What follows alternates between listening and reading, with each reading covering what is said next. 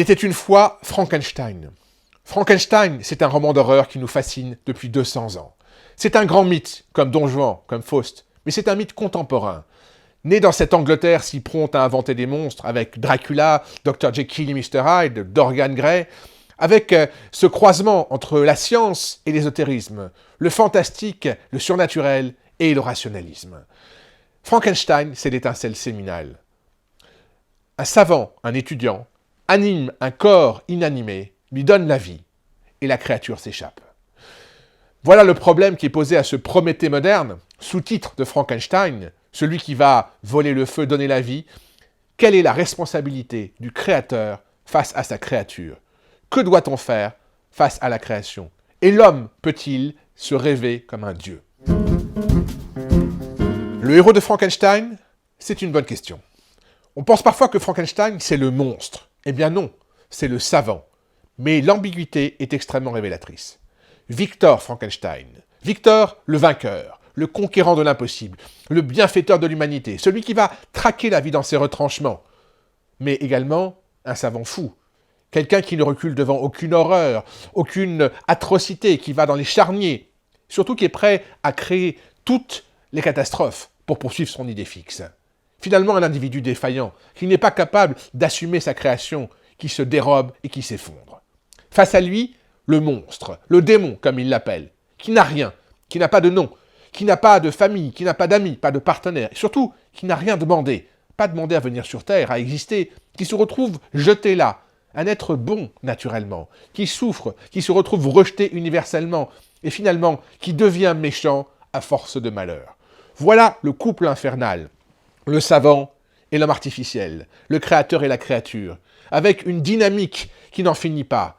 La création, le rejet. La vengeance, le pacte. La trahison, la destruction.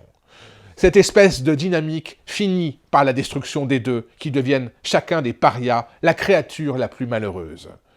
Vous êtes mon créateur, mais je suis votre maître, dit le monstre. Voilà la dialectique. Alors, qui est véritablement le monstre? Qui est le plus humain des deux? Qui est le héros? Voilà la question au cœur de Frankenstein. Frankenstein nous parle essentiellement. C'est une œuvre prémonitoire, aux enjeux très actuels. D'abord, la responsabilité de l'homme. Responsabilité par rapport à la nature.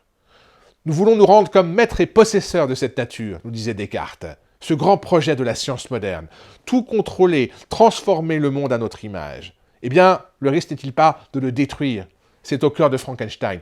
D'ailleurs, la vie, voilà cette limite qu'il nous faut franchir. Pouvons-nous vraiment aller jusqu'à choisir, contrôler, faire la vie, choisir sur ordinateur des enfants? Science sans conscience, voilà le risque de toutes les catastrophes. Catastrophes humanitaires, catastrophes sanitaires, catastrophes environnementales, catastrophes humaines. Et puis, dans Frankenstein, c'est aussi le sublime de cette nature, justement. L'infini, la beauté qui ravit le monstre, qui lui fait comprendre la merveille dans laquelle nous vivons. C'est aussi la question de l'origine du mal.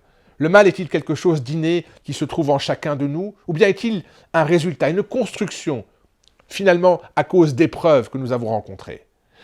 Rapport au monde, rapport à l'homme, rapport au mal, voilà les enjeux au cœur de Frankenstein. Au miroir de Frankenstein, je vois 3 œuvres. D'abord Jean-Jacques Rousseau, dont Marie Shelley est une immense admiratrice. Rousseau est omniprésent dans le roman. D'abord par le cadre, Genève, le lac, la montagne, et puis la langue française que parlent à la fois Frankenstein et le monstre. Rousseau est présent par tous les thèmes. La bonté naturelle de l'être humain, qui devient pervers à cause de la société. La technique, la science comme danger. Et puis cette nature dans laquelle le monstre aime à se promener, comme dans les rêveries du promeneur solitaire, en extase. Deuxième œuvre, Le paradis perdu de Milton, qui raconte la double chute d'Adam et de Satan.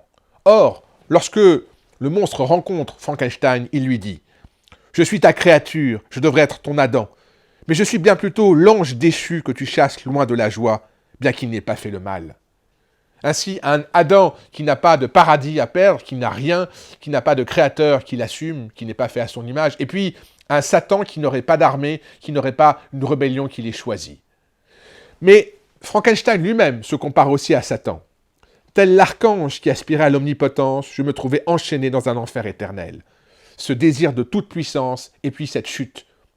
Chute du Créateur, chute de la créature. Troisième œuvre, c'est la création d'Adam, par Michel-Ange à la chapelle Sixtine.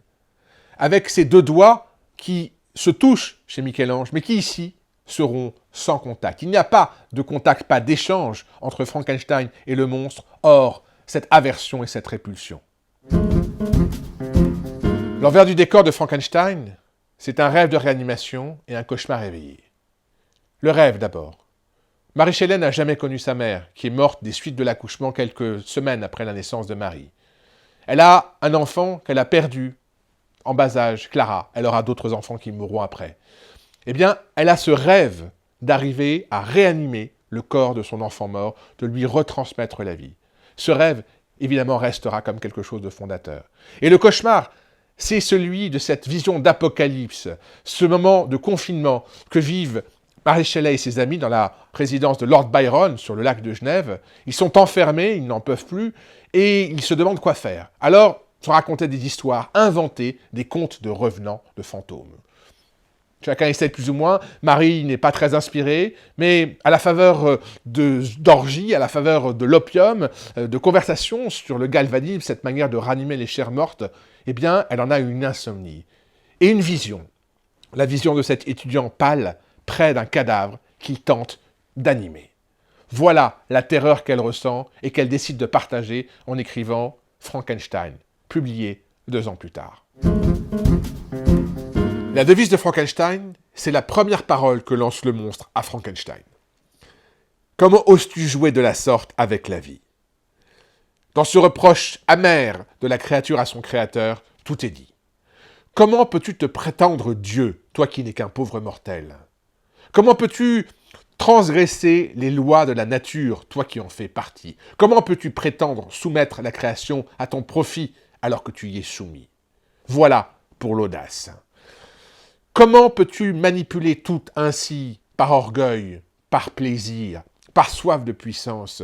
Comment peux-tu être aussi irresponsable, inconséquent, au point de provoquer des catastrophes? Voilà pour le jeu. Comment peux-tu toucher à ce qu'il y a de plus sacré, de plus mystérieux, de plus essentiel? Voilà pour la vie. Comment oses-tu toucher à la vie? Voilà la devise de Frankenstein. Ce qui me touche particulièrement dans Frankenstein, c'est l'immense besoin d'amour du monstre. Ce désir de reconnaissance, d'être accepté, d'être intégré par la communauté des hommes. Le monstre ne cesse d'être rejeté. Il est rejeté d'emblée par son créateur, 3 fois, qui l'abandonne, qui le trahit, qui lui refuse une compagne, la seule chose que demande le monstre, pouvoir partager sa vie avec quelqu'un, sortir de cette infinie désolation. Cette ultra-moderne solitude, voilà ce qui me touche. Eh bien, aujourd'hui que nous sommes confinés, que nous sommes retranchés, séparés, comment arriver à être ensemble? Comment éviter le grand désert glacé dans lequel se termine le roman en retrouvant de la chaleur humaine? Épanouir notre vie en société pour accomplir notre humanité. Frankenstein de Mary Shelley, c'est chez Garnier Flammarion en poche et c'est 5,40 €. À la semaine prochaine dans ma bibliothèque.